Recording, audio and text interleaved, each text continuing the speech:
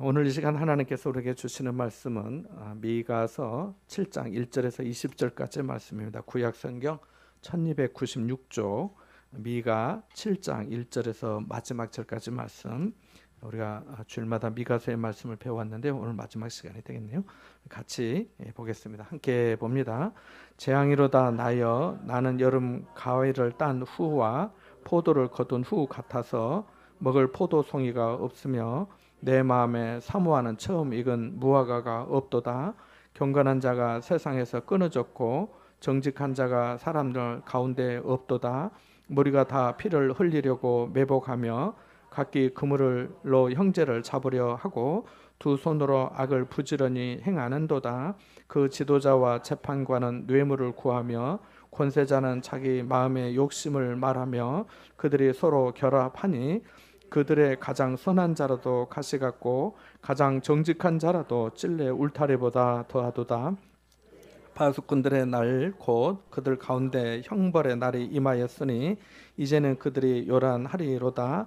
너희는 이웃을 믿지 말며 친구를 의지하지 말며 내 품에 누운 여인에게라도 내 입의 문을 지킬지어다. 아들이 아버지를 멸시하며 딸이 어머니를 대적하며 며느리가 시어머니를 대적하려니 사람의 원수가 곧 자기의 집안 사람이리로다.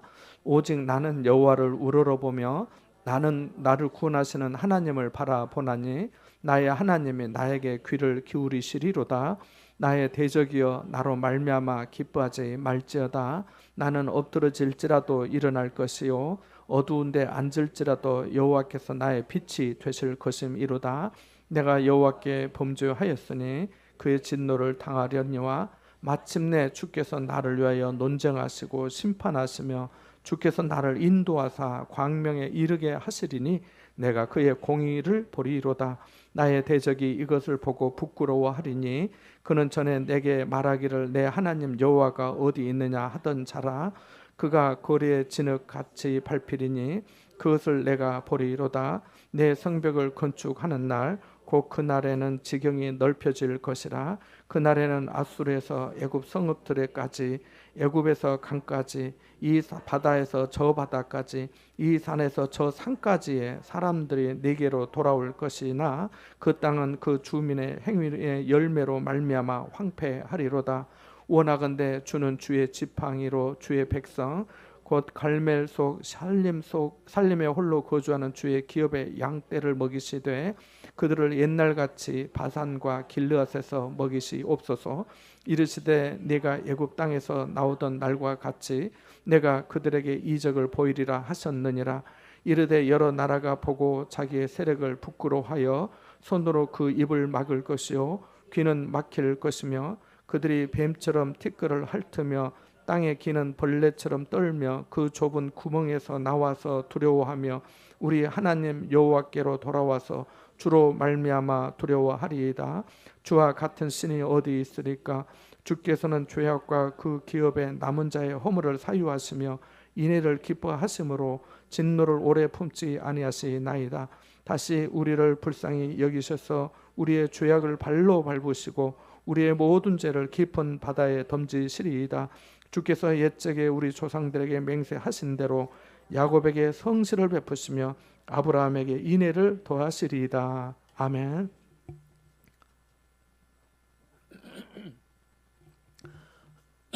미국에서 태어난 펄벅은 미국 장로교 소속의 선교사인 부모를 따라서 중국으로 건너가서 거기서 20살 때까지 살았습니다. 그러니까 펄벅의 아버지 어머님이 중국 선교사였습니다. 그래서 선교사의 자녀였죠. 그래서 영어와 중국어를 자유롭게 구사할 수 있었고 중국의 농촌 생활을 가까이에서 경험할 수 있었습니다. 중국에 대한 애착이 얼마나 컸던지 스스로 중국인이라고 여길 정도였다고 합니다. 그녀는 소설 돼지 아시죠? 돼지로 퓰리처상과 노벨상을 받았습니다. 그녀는 딸 둘을 두었는데 그중에 큰 딸이 지적 장애를 가지고 있었습니다. 훗날 그녀는 말하기를 큰 딸이 자신을 작가로 만든 동기 중에 하나였다고 말했습니다. 펄벅은 우리나라에 와서 경기도 부천시에 소사 희망원을 세워서 전쟁 고아 또 혼혈아 입양을 많이 했고요. 지금은 부천에 한국 펄벅 재단이 지금 그대로 있습니다. 펄벅이 우리나라에 대해서, 우리나라 사람들에 대해서 좋은 말을 했는데요. 이런 말을 했습니다. 한국은 고상한 국민들이 살고 있는 보석 같은 나라다라고 말입니다. 얼마나 좋은 칭찬인가요? 펄벅의 소설 대지에 보면 주인공 왕룽은 땅을 자기 목숨처럼 여기는 전형적인 중국 농민으로 그려집니다. 그는 해가 뜨기도 전에 밭으로 나가서 흙의 냄새를 맡고 자기 아내 오란과 함께 손등이 터져라고 땅을 일굽니다. 땅은 거짓말하지 않는다는 그 믿음 하나로 왕룽은 모든 피와 땀을 그 흙 속에 쏟아 붓습니다. 그의 밀 농사는 왕룽의 인생에서 가장 풍작이 될 것처럼 보였습니다. 푸르고 억센 밀이 들판에 가득 채웠고 그는 곧 찾아올 그 풍요를 꿈꾸면서 너무 좋아서 밤잠을 설쳤습니다. 그러나 수확을 불과 며칠 앞둔 어느 날 남쪽 하늘에서 먹구름 같은 이상한 띠가 올라오기 시작했습니다. 그것은 구름이 아니라 하늘을 가릴 만큼 엄청난 수의 메뚜기 떼였습니다. 출애굽기에 나오는 메뚜기 재앙을 연상해서 펄벅이 그렇게 설정한 거 아닌가 싶은 생각도 듭니다. 주인공 왕눈과 온 마을 사람들은 괭이와 몽둥이를 들고 들판으로 달려나갔습니다. 왕눈은 메뚜기 떼를 물리치기 위해서 불을 피우고 연기를 내뿜고 메뚜기들을 손으로 잡고 짓이기며 필사적으로 싸웠습니다. 손에 피가 나고 숨이 턱 밑까지 차올라도 그는 멈추지 않았습니다. 그는 자신의 땀과 눈물이 담긴 밀밭을 어떻게든 지켜야만 했기 때문입니다. 하지만 자연의 재앙 앞에 인간의 최선은 너무나 무력했습니다. 메뚜기 떼는 몇 시간 만에 들판을 완벽하게 삼켜버렸습니다. 왕눈이 온 힘을 다해 싸웠음에도 불구하고 그가 고개를 들었을 때 눈앞에 남은 것은 검게 그을린 흙바닥과 잘려나간 줄기 그루터기 뿐이었습니다. 어떠한 푸른 잎도 단 하나의 알곡도 남아있지 않았습니다. 왕눈은 쓰러지듯 한 밭 한가운데 무릎을 꿇었습니다. 손에 쥐어진 것은 짓이겨진 메뚜기의 사체와 흙더미 뿐이었습니다. 몇 달 동안 하루도 쉬지 않고 쏟아부었던 그의 노동, 가족을 먹여 살려야겠다는 그의 거룩한 희망이 단 몇 시간 만에 완벽한 무로 돌아간 것입니다. 아무것도 없었습니다. 왕눈은 단난했던 입술을 짓씹으며 피를 흘렸고 차가워진 땅바닥에 이마를 대고 참담한 절망에 눈물을 흘렸습니다. 더 얘기는 다음에 또 해드리겠습니다. 오늘 본문의 말씀도 이와 비슷한 그림을 보여줍니다. 다른 것이 있다면 미가 선지자가 자신에 대해 깊은 애통과 고뇌의 슬픔을 토로하고 있는 것입니다. 같이 본문 1절 말씀을 읽어볼까요? 같이 봅니다. 재앙이로다 나여 나는 여름 과일을 딴 후와 포도를 거둔 후 같아서 먹을 포도송이가 없으며 내 마음에 사모하는 처음 익은 무화과가 없도다. 아멘. 그냥 지나칠 수 있는데요. 1절을 잘 묵상해야겠습니다. 미가는 자신에게 절망하였습니다. 그래서 세번역 성경에는 이 대목이 이 구절이 이렇게 나옵니다. 아 절망이다. 나는 가지만 앙상하게 남은 과일 나무와도 같다. 이 나무에 열매도 하나 남지 않고 이 포도나무에 포도 한 송이도 달려있지 않으니 아무도 나에게 와서 허기진 배를 채우지 못하는구나. 포도알이 하나도 없고 내가 그렇게도 좋아하는 무화과 열매가 하나도 남지 않고 다 없어졌구나. 이렇게 세번역 성경에 나와 있습니다. 여기 첫 문장에 재앙이로다 라고 하는 이 말씀이 다른 성경은 아 절망이다, 아 답답하다 이렇게 되어 있기도 합니다. 왜 절망이라 했을까요? 자신이 과일을 다 따고 난 후에 그 과일을 다 딴 후에 그 가지 갖고 그러니까 다 따고 이제 남은 게 없는 거죠. 포도를 딴 후에 남은 앙상한 가지처럼 되어서 더 이상 열매가 없고 먹을 포도가 없고 자기가 사모하여 맛보고 싶었던 처음 익은 무화과가 없기 때문에 그렇다고 합니다. 요즘 무화과가 또 새로 나온 철이라고 해요. 무화과 좋아해서 내가 그거 먹고 싶었는데 없는 거예요. 하나도. 마찬가지인 거예요. 한마디로 하면 아무 소용없는 사람, 열매 없이 나뭇가지만 있는 사람이 되었기 때문이라고 합니다. 예수님은 우리에게 열매 맺는 사람이 되라고 자주 말씀하셨지요. 요한복음 15장 포도나무 비유에서도 열매를 강조하셨잖아요. 나는 포도나무여 너희는 가지니 그가 내 안에 내가 그 안에 거하면 사람이 열매를 많이 맺나니 나를 떠나서는 너희가 아무것도 할 수 없습니다. 너희가 열매를 많이 맺으면 내 아버지께서 영광을 받으실 것이요 너희는 내 제자가 되리라고 하셨습니다. 예수님은 나의 사랑 안에 거하라 하시고 내가 아버지의 계명을 지켜 그의 사랑 안에 거하는 것 같이 너희도 내 계명을 지키면 내 사랑 안에 거하리라고 하셨습니다. 그래서 열매 맺는 제자는 예수님의 사랑 안에 거하는 자입니다. 서로 사랑하라는 계명을 지키는 자인 것이죠. 미가서를 1장부터 배우기 시작해서 오늘 마지막 시간이 되었는데요. 혹시 기억하시나요? 미가서 전체의 말씀을 읽는데 1장부터 7장까지 있으니까 몇 분 걸리지 않습니다. 근데 몇 분 걸리지 않지만 이 말씀을 잘 배우면 몇 년간 유익이 된다고 제가 말씀드렸던가요? 몇 년간이라 했죠?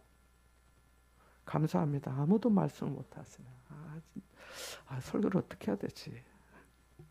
50년. 미가서의 말씀을 잘 배우고 내가 이 말씀대로 살아야 되겠다면 물론 50년이라는 건 제 얘기죠. 제 생각에 하나님 말씀 가운데 배우면 이거 50년의 효과가 있겠다. 처음에 말씀드린 대로 미가 선지자가 활동하던 시대는 이스라엘이 영적으로 도덕적으로 부패한 때였습니다. 모든 백성이 산 위에 올라가서 각종 우상을 섬기고 정치와 종교 지도자들은 침상에서 죄를 꾀하고 악을 꾸미며 날이 밝으면 자기 손에 있는 그 힘을 이용해서 권세와 권력을 이용해서 백성들의 부동산을 성경에는 밭을 강탈한다고 나왔는데 부동산을 강탈하고 교만하게 행하였습니다. 제사장과 선지자들은 돈을 위하여 점을 치고 하나님이 우리 가운데 계시니까 재앙이 임하지 않을 것이라는 그 거짓말로 백성들의 마음과 눈을 어둡게 했습니다. 미가는 1절에서 자신의 열매 없는 포도나무 같고 내 마음에 사모하는 처음 익은 무화과가 없다면서 스스로에게 절망하고 답답해했지만 이는 사실 하나님 앞에 이스라엘의 상태가 그렇다는 것입니다. 다른 한편으로는 이스라엘 백성들의 현재 자신들의 상태가 어떤지 깨달으라는 말입니다. 그리고 우리에게도 주시는 메시지지요. 여러분, 지금 여러분의 상태는 어떠십니까? 여러분에게 열매가 있으십니까? 어떤 열매가 있으시지요? 여러분에게 하나님 앞에 사모하는 처음 익은 무화과가 있으십니까? 그것을 좀 맛볼 수 있을까요? 있다면 그것을 좀 보여주실 수 있을까요? 그렇지 않다면 우리도 미가처럼 자신에게 절망해야 되는 거 아닌가요?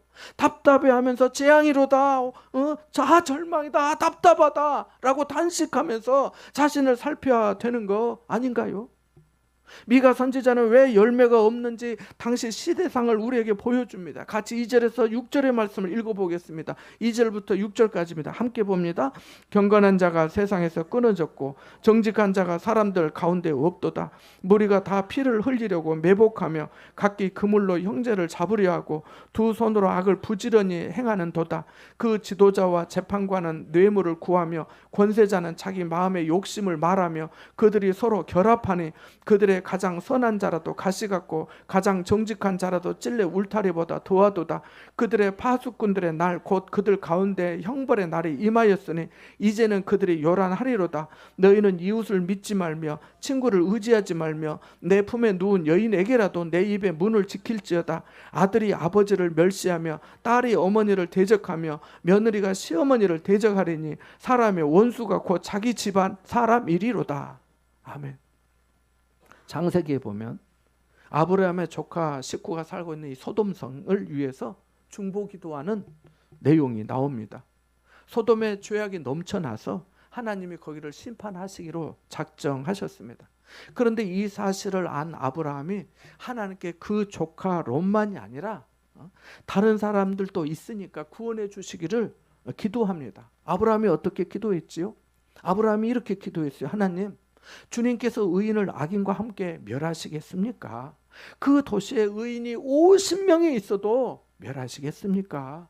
그 의인, 그 사람들을 생각해서 용서해 주시면 안 되겠습니까? 세상을 심판하시는 의로우신 하나님의 의인을 악인과 같이 멸하시면 안 되잖아요 라고 하면서 하나님께 기도합니다. 아브라함의 간구는 맞는 말이지요. 하나님이 의인을 악인과 같이 취급하시면, 그래서 심판하시면 안 되니까요. 그러면 하나님이 공의롭다 할 수가 없잖아요. 아브라함의 기도에 하나님이 어떻게 대답하셨죠? 그 도시에서 의인 50명을 찾으면 그들을 위하여 온 지역을 용서하리라 하셨어요. 50명만 있으면 그 사람만이 아니라 다 용서해 주겠다고 하셨어요. 그런데 문화가 발달하고 자유와 경제가 번영한 그 큰 도시에 의인 50명이 없었어요. 아브라함이 또 같은 내용으로 기도하지요. 하지만 그의 기도는 더 겸손하고 더 간절했습니다. 자신이 티끌이나 재와 같다고 하나님 앞에 고백하면서 기도했기 때문입니다. 우리가 기도할 때 이렇게 해야 합니다. 아브라함은 이제 45명이 있으면 50명에서 5명 줄이고 45명이 있으면 어떻게 하시겠냐고 기도합니다. 하나님은 또 45명만 있어도 다 용서하시겠다고 하셨습니다. 그런데 없었어요. 아브라함이 또 기도했어요. 하나님, 40명은 어떻습니까? 하나님, 30명은 어때요? 하나님, 20명은 어때요? 20명은. 그리고 마지막에 한 번 더 의인 10명이 있으면 어찌 하시겠냐고 했습니다. 하나님은 10명만 있어도 내가 멸하지 아니하리라고 하셨어요. 그런데 아시다시피 소돔과 고모라는 하늘에서 유황과 불이 비같이 내려서 망하고 말았습니다. 그 많은 사람 중에 의인이 10명도 없었던 겁니다. 예레미야 5장 1절에도 비슷한 내용이 나오는데요. 이렇게 말씀하십니다. 너희가 예루살렘에서 만일 정의를 행하며 진리를 구하는 자를 한 사람이라도 찾으면 내가 이 성읍을 용서하리라고 하십니다. 몇 사람이요? 한 사람. 한 사람만 찾아도 용서하겠다 하십니다. 여러분, 우리가 하나님 앞에 티끌과 재와 같은 존재지만 그런데도 하나님은 우리 중에서 때로 한 사람을 찾으십니다. 두세 사람이 내 이름으로 모여 기도하는 것을 찾으십니다. 베드로, 야고보, 요한처럼 함께하는 그 세 사람의 동역자를 찾으십니다. 바울과 실라 같은 관계, 바울과 디모데와 같은 관계, 바울과 에바브라 같은 관계, 아굴라와 브리스갈라 같은 그 부부를 찾으시고 사도 요한이 알았던 데메드리오와 같은 사람을 찾으십니다. 내가 그 한 사람이 될 수 있지 않겠습니까? 나 한 사람으로 이 도시가 멸망당하지 않고 구원을 얻는다면 이보다 더한 은혜가 어디 있겠습니까? 그런데 미가 선지자 시대에 이런 사람이 없었어요. 경건한 자가 세상에서 끊어졌고 정직한 자가 없었고 무리가 다 피를 흘리려고 매복하였습니다. 그물로 물고기를 잡듯이 형제를 잡으려 하고 두 손으로 부지런히 악을 행하였습니다. 지도자와 재판관은 뇌물을 구하며 권세자는 자기 욕심을 말하며 결탁하였습니다. 가장 선하다고 하는 사람도 가시 같고 가장 정직하다고 하는 사람도 찔레 울타리보다 더했습니다. 5절과 6절을 보면 가장 가까운 친구, 이웃, 친구, 심지어 가족, 아내, 아들, 아버지, 딸, 어머니, 며느리, 시어머니까지 서로 원수가 되었습니다. 아무도 믿을 수 없었어요. 잘 되는 집안은 아무것도 아닌 일에 서로 웃고 기뻐합니다. 별것도 아닌데 막 웃고 좋아해요. 안 되는 집안은 돈을 앞에 두고도 서로 싸웁니다. 잠언 17장 1절에 마른 떡 한 조각만 있고도 화목하는 것이 제육이 집에 가득하고도 다투는 것보다 나으니라고 하셨습니다. 뉴스 보셨죠? 어느 집은 어머니가 딸을 팔아 사기를 쳤다고 뉴스에 나오지 않던가요? 어느 집은 자식이 부모를 학대한다고 하지 않습니까? 지난주에 본 기사에 어느 아버지가 아들에게 재산을 증여 계약서 없이 소유권 이전 등기를 해주었습니다. 그런데 아들이 재산을 받고 난 다음에 부모에 대한 부양 의무를 하지 않는 겁니다. 아버지가 참다 못해서 내 재산을 다시 돌려달라고 세상에 자기 아들을 상대로 소송을 했습니다. 부모 자식 간에 소송하면 원수지간이 된 거나 마찬가지 아니겠습니까? 이 재판이 1심, 2심, 대법원까지 갔어요. 판결이 어떻게 난지 아세요? 이제 와서 뒤집을 수 없다고 했습니다. 부모는 부모로서 존중받고 자식은 자식으로서 사랑받아야 합니다. 예수 믿는다고 다 잘하는 것은 아니지만은 제가 볼 때 그래도 믿는 가정이 조금이라도 더 나은 것 같습니다. 그 안에 예수 사랑이 있으니까요. 그러니까 자식들 믿음 생활 하도록 꼭 전도하시기 바랍니다. 이것이 자식이 하나님의 복을 받고 여러분도 잘 되는 길입니다. 자, 이렇게 미가 시대 사람들의 삶이 엉망이었어요. 열매 없는 앙상한 가지 같고 한쪽에서는 불의와 뇌물이 결탁하였고 친구를 의지할 수 없었고 품에 있는 여인에게도 입을 지켜야 했습니다. 아들이 아버지를 멸시하고 딸이 어머니를 대적하며 며느리가 시어머니를 대적하였습니다. 세상이 이 지경이라면 우리가 어떻게 살 수 있을까요? 무슨 소망이 있겠습니까? 누구를 의지하고 믿을 수 있을까요? 누구에게 내 아픈 소갯말을 할 수 있겠습니까? 진자리 마른 자리 갈아 누이시며 순발이 다닳도록 고생하여 키우고 자식을 위해서 살과 뼈를 깎아 바쳤는데 자식이 부모를 멸시하고 대적하면 남은 인생이 슬피 울며 음부로 내려가는 것 같지 않겠습니까? 어쩌면 여러분 중에 남모르는 어려움이 있을지 모릅니다. 친구에게 배신을 당하고 자식들에게 실망하고 사랑한다고 믿었던 사람에게 차이고 이제 빈 껍데기만 남은 것 같은 그런 마음 말입니다. 다윗도 많은 고난이 있었습니다. 한 번은 블레셋으로 피했을 때 살기 위해서 그 왕 앞에서 침을 질질 흘리면서 미친 채 했습니다. 주변을 둘러봐도 믿을 사람이 없고 의지했던 인간 관계가 모래성처럼 무너졌기 때문입니다. 많은 사람이 이런 문제에 빠지면서 인생을 자포자기하고 몸을 망치는 경우가 있습니다. 그러나 다윗은 그렇지 않았습니다. 미가도 그렇지 않았습니다. 눈물의 선지자로 알려진 예레미야도 그렇지 않았습니다. 다니엘과 세 친구도 그렇지 않았습니다. 이들 모두 극심한 궁핍과 압박과 절망의 상황이었지만 그들은 포기하지 않았습니다. 시선을 땅에만 두지 않았어요. 다윗은 여호와는 나의 힘이라 여호와는 나의 목자라 하면서 하였습니다. 예레미야도 고초와 재난을 기억하고 낙심이 되었지만은 여호와의 인자와 긍휼이 무궁하여 우리가 진멸되지 아니한다고 하면서 소망을 가졌습니다. 미가는 어떻게 했을까요? 그의 시선을 들어 하나님만을 우러렀습니다. 같이 7절 8절을 읽어볼까요? 7절 8절입니다. 두 구절의 밑줄을 진하게 그어 놓으시기 바랍니다. 중요한 구절입니다. 7절 8절 같이 봅니다. 시작. 오직 나는 여호와를 우러러보며 나를 구원하시는 하나님을 바라보나니 나의 하나님이 나에게 귀를 기울이시리로다. 나의 대적이여 나로 말미암아 기뻐하지 말지어다. 나는 엎드러질지라도 일어날 것이요 어두운 데 앉을지라도 여호와께서 나의 빛이 되실 것임이로다. 아멘. 여러 번 읽고 싶어요. 마음은. 여기 오직 나는을 히브리어로 바안이라고 합니다. 바안이. 한번 따라서 한번 해볼까요? 히브리어 한번 배워보겠습니다. 오직 나는 바안이. 예, 바안이. 아니는 나를 뜻해. 1인칭으로 나. 예. 그 다음에 바안은 그러나 오직 이런 뜻이에요. 그래서 두 하나가 합성해서 오직 나는 그러나 나는 이런 뜻이 됩니다. 미가는 현실이 재앙의 상태이지만 그럼에도 불구하고 오직 나는 여호와를 우러러보며 나를 구원하시는 하나님을 바라보리라고 합니다. 환경을 보고 사람을 보았던 눈을 들어서 하나님만을 우러러 보리라고 합니다. 사람을 보며 세상을 볼 때 만족함이 없었네. 나의 하나님 그분을 볼 때 나는 만족하였네. 라고 하는 찬양을 한 겁니다. 세례 요한이 사람들에게 뭐라 했습니까? 너희가 무엇을 보려고 광야에 나갔더냐? 라고 했잖아요. 여러분은 무엇을 보려고 오늘 교회에 오셨습니까? 누구 보려고 교회에 오셨어요? 시선은 마음을 따라 움직입니다. 시선을 어디에 두느냐에 따라 그의 생각이 다르고 그의 믿음이 다르고 그의 기도가 다르고 감사가 달라요. 그의 헌신과 순종도 달라요. 캄캄한 밤 사나운 바람 불 때 배는 오직 등대만을 바라보고 옵니다. 그렇잖아요. 시선이라는 찬양을 아실 겁니다. 내게로부터 눈을 들어 주를 보기 시작할 때 주의 일을 보겠네.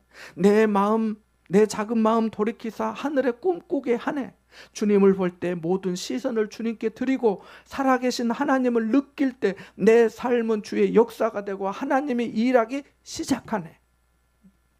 우리 인생에 거친 풍랑이 일 때 문제와 인간의 배신에 시선을 빼앗기며 영적으로 침몰할 수 있습니다. 미가는 세상이 무너지는 소리에 집중하지 않고 하늘의 등대이신 하나님께 시선을 고정했습니다. 나를 구원하시는 하나님만을 바라보았습니다. 하나님을 나의 하나님으로 고백하며 자기 기도를 들으실 줄 확신했어요. 미가는 한 걸음 더 나아가서 대적들에게 기뻐하지 말라고 말합니다. 왜냐하면 자기는 엎드러질지라도 일어날 것이요 어두운 데 앉을지라도 여호와께서 자기의 빛이 되실 것이기 때문이라고 합니다. 7.8기의 신앙입니다. 사방으로 우겨쌈을 당하여도 쌓이지 아니하며 답답한 일을 당하여도 낙심하지 아니하며 박해를 당하여도 받아도 버림받지 아니하며 거꾸로뜨림을 당하여도 망하지 아니한다고 한 겁니다. 어떻게 이런 일이 가능할까요? 어떻게 가능하죠? 경험해 보신 적 있으신가요? 생명의 빛이신 예수 그리스도의 생명이 그 안에 있기 때문입니다.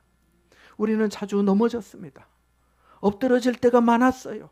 그러나 여기에 지금 있는 것은 주님께서 우리를 붙들어 주셨기 때문입니다. 어두운 데 앉아도 주님이 빛이 되셨기 때문에 그 빛 따라 일어설 수 있었습니다. 유명한 바이올리니스트 이작 펄만은 어릴 적 소아마비를 앓아서 다리가 불편했습니다. 어느 연주에서 그가 무대에 올라 연주를 시작한 지 얼마 되지 않아서 바이올린이 몇 줄이죠? 4줄입니다. 몰라도 돼요. 네, 괜찮아요. 그 중요한 일이에요. 4줄인데 줄이 하나 깡 하는 소리와 함께 끊어졌습니다.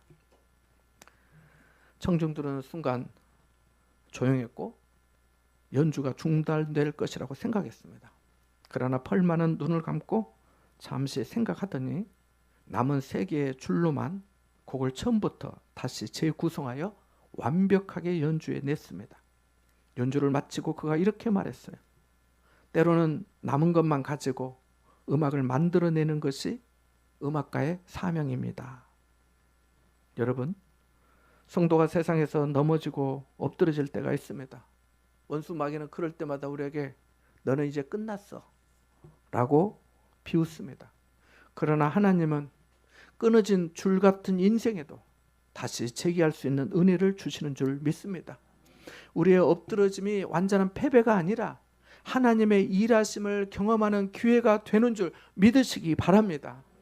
중풍병에 든 종을 위해서 로마의 백부장이 장로들을 통해 예수님에게 종을 좀 구원해 달라고 부탁했습니다. 백부장의 부탁을 받은 장로들이 예수님에게 와서 이렇게 말했어요. 예수님이 그를 도와주시는 것은 이 사람에게 합당합니다. 합당합니다. 그래야 된다는 거예요. 그가 우리 민족을 사랑하고 또한 우리를 위하여 회당을 지어줬거든요 라고 말했습니다. 그 말을 듣고 예수님의 백부장의 집으로 가시는데 백부장이 벗들을 통해서 이렇게 예수님에게 또 말합니다. 주여 수고하시지 마시옵소서. 내 집에 들어오심을 나는 감당하지 못하겠나이다. 그러므로 내가 주께 나아가기도 감당하지 못할 줄을 알았나이다. 말씀만 하사 내 하인을 낫게 하소서라고 합니다. 자, 여기에 장로들과 백부장의 중요한 차이가 있는데요. 혹시 아시겠습니까? 장로들은 예수님의 도우심을 당연하게 생각한 거예요. 그렇게 하는 것이 합당하다 했어요. 성경에 나와 있어요. 반면에 백부장은 예수님 앞에 자신이 얼마나 비천한 존재인지를 알았습니다. 당연하게 여기지 않았어요. 겸손했어요. 그래서 나는 오심을 감당하지 못하겠습니다. 말씀만 하사 내 하인이 낫게 하옵소서라고 한 겁니다. 장로들과 백부장의 믿음 중에 누구 믿음이 바른 믿음인가요? 누가 복 받을 만한 믿음인가요? 누가 감사하는 믿음일까요? 여러분, 마지막까지 백부장 같은 믿음 되시기 바랍니다. 마가는 이렇게 일어날 확신과 소망이 있지만 그렇다고 하나님의 공의를 넘어서지 않았습니다. 자신이 범죄하였으니 하나님의 진노를 당할 거라고 하기 때문입니다. 내가 여호와께 범죄하였다는 정직한 고백은 이스라엘이 해야 할 고백이었으며 이스라엘이 하나님의 심판을 당할 것이라는 애언입니다. 실제로 북이스라엘은 기원전 721년 아수르에 망하고 남유다는 기원전 586년에 바벨론에 망하게 됩니다. 중요한 것은 그것으로 이스라엘이 역사에서 끝나지 않았다는 것입니다. 하나님께서 출애굽하던 날처럼 이적을 보이시며 구원하시고 함께할 것이기 때문입니다. 사랑과 공의의 하나님이시기 때문입니다.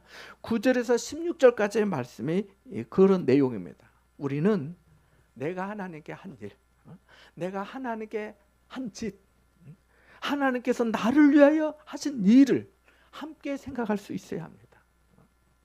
안 그러면 온불교 신자가 돼요. 온불교 교인들. 온불교 신자가 뭔지 아세요? 원망하고 불평하고 교만하고. 온불교 교인이 되면 안 돼요. 이제 이 18절에서 20절 말씀을 같이 읽어보겠습니다. 세 절을 밑줄 그어 놓으시기 바랍니다. 특별히 18절, 19절은 죄의 사유하심에 대한 중요한 말씀입니다. 18절에서 마지막 20절까지 같이 봅니다. 시작. 주와 같은 신이 어디 있으리까? 주께서는 죄악과 그 기업에 남은 자의 허물을 사유하시며 인애를 기뻐하심으로 진노를 오래 품지 아니하시나이다. 다시 우리를 불쌍히 여기셔서 우리의 죄악을 발로 밟으시고 우리의 모든 죄를 깊은 바다에 던지시리이다. 주께서 옛적에 우리 조상들에게 맹세하신 대로 야곱에게 성실을 베푸시며 아브라함에게 인애를 더하시리이다. 아멘. 미가는 9절에서 내가 여호와께 범죄하였다고 하였습니다. 17절 하반절에서는 우리 하나님 여호와께로 돌아와서 주님을 두려워한다고 하였습니다. 그리고 고백합니다. 주님과 같은 신이 어디 있으리까? 이 말은 하나님 같은 이가 누구냐라고 하는 미가의 이름 뜻입니다. 미가의 이름 뜻이 하나님 같은 이가 누구냐, 여호와 같은 이가 누구냐, 이런 뜻이잖아요. 하나님밖에 없다는 거지요. 죄악과 허물을 사유해 주시고 인애를 기뻐하셔서 진노를 오래 품지 않으시고 다시 우리를 불쌍히 여기사 우리의 죄악을 발로 밟으시고 우리 모든 죄를 깊은 바다에 던지셨기 때문입니다. 이 모든 역사를 예수 그리스도의 십자가를 통해 완성하셨습니다. 그래서 우리가 죄인이지만 예수 그리스도의 이름으로 기도할 수 있고 은혜의 보좌 앞에 오늘 또 담대히 나오게 된 줄 믿습니다. 성령을 통해 조상 야곱과 아브라함에게 맹세하신 대로 성실을 베푸시고 인애를 더해주고 계십니다. 여러분, 산과 땅의 견고한 대지를 소환하여서 세우신 이 하나님의 법정에서 하나님은 우리가 받아야 할 벌을 예수님이 계산하시도록, 예수님이 대신 받으시도록 하셨습니다. 또 다시 우리를 불쌍히 여겨서, 전에만 불쌍히 여기신 게 아니라 또 불쌍히 여기셔서 우리 죄를 그리스도의 보혈로 씻어주시고 깊은 바다에 던져 누구도 찾지 못하게 하셨습니다. 우리에게 한없는 인애와 성실을 약속하시고 이 순간까지 은혜를 주시고 계십니다. 누가 하나님과 같습니까? 하나님을 누구에게 비교하십니까? 무엇에 비교하고 계십니까? 그 대상이 하나님보다 더 큽니까? 그 목적이 자신을 구원해 주신 은혜보다 더 중요합니까? 하나님이 먼저이고 하나님이 최고라면, 하나님의 영광을 정말 구한다면 우리가 누구를 위해 살아야겠습니까? 누구를 더 사랑해야겠습니까? 오늘 여러분은 누구를 바라보십니까? 비록 현실은 메마른 가지만 남은 것 같은 암담한 상황이지만 오직 하나님만을 우러러보며 구원하시는 하나님을 바라보는 사람은 엎드러질지라도 다시 일어설 줄 믿습니다. 마침내 주님께서 우리 입술에 거룩한 찬양의 송영을 채워주실 줄 믿습니다. 이 소망의 하나님을 바라보며 승리하시는 여러분 되시기를 주님의 이름으로 축원합니다. 잠시 말씀을 묵상하며 기도하겠습니다.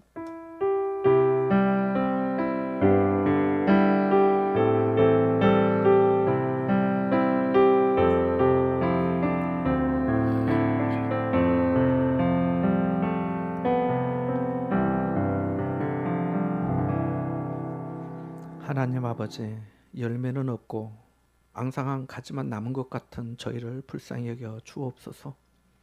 저희에게는 소망이 없는 줄 알고 이 세상의 다른 무엇보다, 다른 누구보다 오직 하나님만을 우러러 보오니 주님의 말씀과 빛으로 저희를 인도해 주옵소서.